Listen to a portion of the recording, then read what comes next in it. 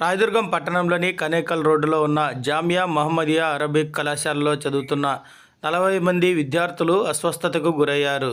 శుక్రవారం రాత్రి సుమారు 9 గంటల సమయంలో వారంతా భోజనం చేసిన తర్వాత అస్వస్థతకు గురి కావడంతో రాయదుర్గం ప్రభుత్వ ఆసుపత్రికి తరలించారు.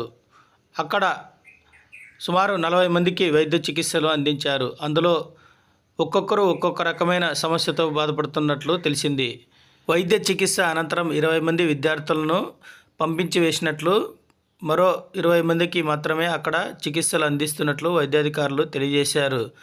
అయితే ఇందులో కొద్దిమంది వాంతులు విరేచనాలు కావడంతో పాటు తీవ్రమైన చలి జ్వరాలు ఉన్నట్లు కూడా తెలిసింది. 2 రోజుల పాటు సెలవులు ఉండడంతో వారు అక్కడ వర్షంలో తడిసి చలి జ్వరాలకు జలుబులకు గురైనట్లు కళాశాల నిర్వాహకులు తెలియజేశారు.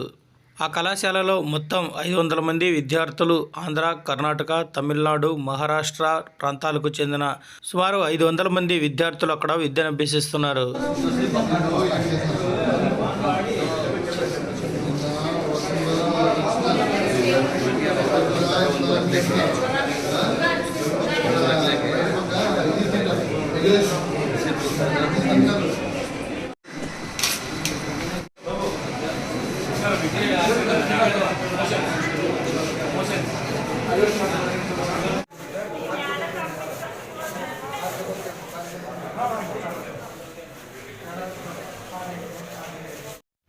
Thanks for watching this video.